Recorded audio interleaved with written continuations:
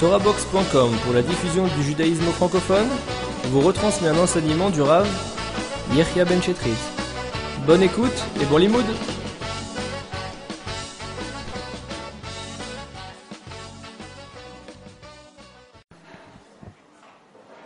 Alors bonsoir à toutes et à tous. Bien sûr, avant de commencer le cours, on va bien expliquer, il faut avoir cette kavana, mais on va le répéter à la fin du cours, que le cours est dédié, les Ilou Nishmatam, à la mémoire de Moni Shlomo Ben Latifé, et de Benjamin Ben Esther Georgia, et de Yosef Ben Julia, et malheureusement du Rav Gabriel Holzberg et de sa femme Rivki qui sont partis à Bombay avec les attentats, et les soldats aussi malheureusement qui sont partis, et le couple qui était avec eux, on ne connaît pas le nom mais c'est pas grave. On les inclut parmi les tzadikim d'Israël, que je vous prie, ils élèvent leur neshamot. Alors bien que, en vérité, le sujet il est plus adapté à la paracha qu'on a lu la semaine dernière, mais on va voir que c'est un sujet qu'on peut aborder n'importe quel moment de l'année parce qu'il est tellement large, il inclut tellement de choses, mais d'essayer de comprendre pourquoi est-ce que Akadosh Baruch Hu, des fois, il fait des choses compliquées, alors que nous, on aurait pensé qu'elles devraient être simples. Vous voyez, cette situation là-bas, juste pour rappeler pour ceux qui ne la connaissent pas bien ou qui ne l'ont pas étudiée ou qui n'ont pas vu le film, que Yitzhak et Rivka sont les deux tzadikim. Deux tzadikim. Ils ont deux enfants, deux garçons.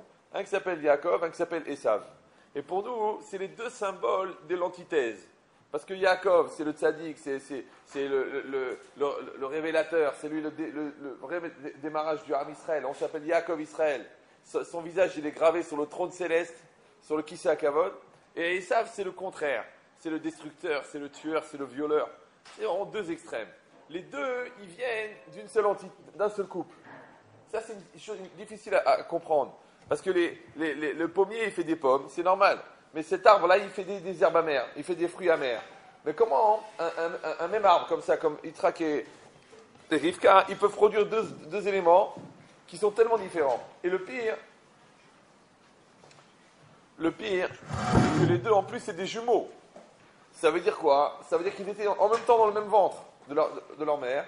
Et pire encore, c'est la même cellule qui s'est divisée en deux. Donc il y a une cellule qui est sortie complètement rachat, une cellule qui est sortie complètement tzaddik. C'est une chose qui est difficile à comprendre. Donc déjà, la Torah elle nous raconte comment dans le ventre de leur mère, déjà, ils se bagarraient entre eux.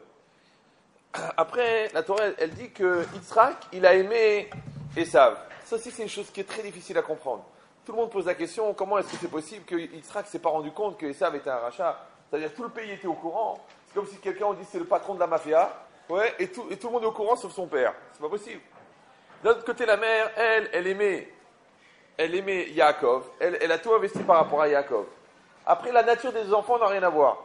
Parce que Rachid explique que jusqu'à l'âge de 13 ans, ils étaient pareils. Ils ont été dans la même école, dans la même yeshiva, ils ont étudié la même Torah. À 13 ans, Yaakov, il a décidé de se consacrer sa vie à l'étude. Et Esav, il est parti dans le délire des Tahavot et des Averot. Et après, la Torah dit que Yaakov, il est Ishtam Yoshev Walim. C'est quelqu'un qui est assis dans la tente à étudier la Torah. Donc ça veut dire quoi? Ça veut dire qu'il a donné toute sa vie pour l'intériorité de la Torah. Et Esav, Ish Sadeh, Yodeat Saïd, quelqu'un qui connaît la chasse et qui est dans les champs.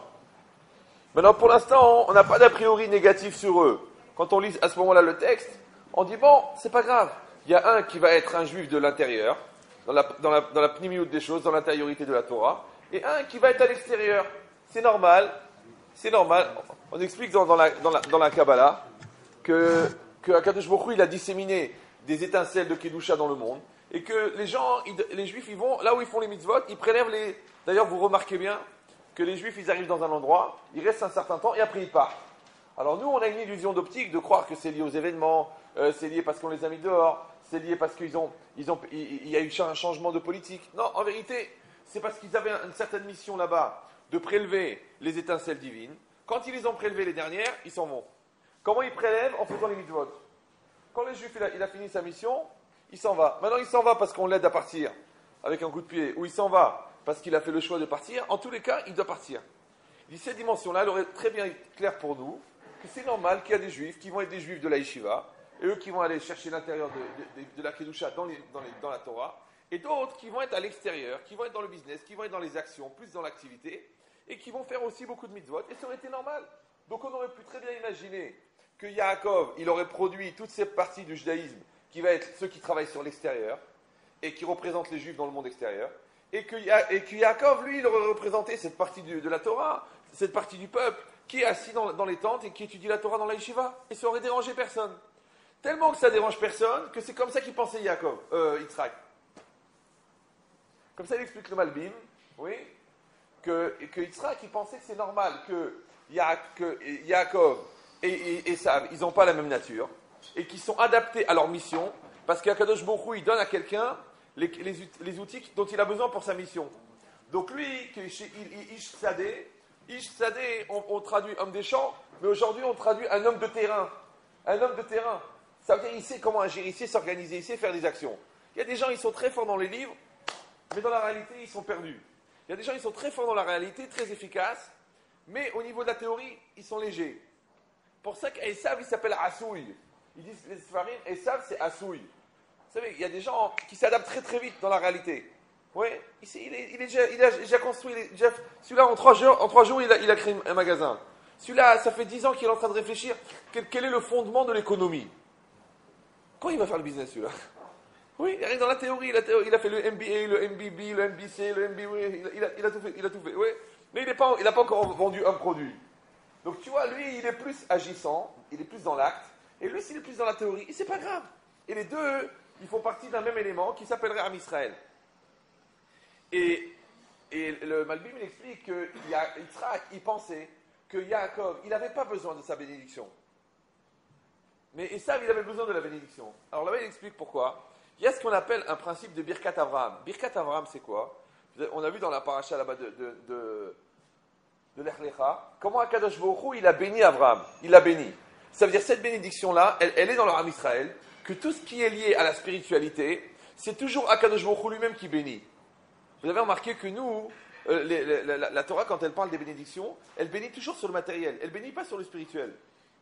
Même dans les brachot de la paracha là-bas, à la fin de Dvarim, on bénit que tes troupeaux ils vont être bien, que tes blés ils vont pousser, que tes arbres ils vont pas tomber. La Torah ne dit pas que tu vas monter dans la Torah, que tu vas faire une mitzvot. Non. La bénédiction elle est sur le matériel, elle n'est pas sur le spirituel. Pourquoi? Il dit la bénédiction dans le spirituel, elle vient directement d'Akadosh Baruch Hu. On appelle ça Birkat Avraham. C'est-à-dire c'est Hachem qui va la donner directement.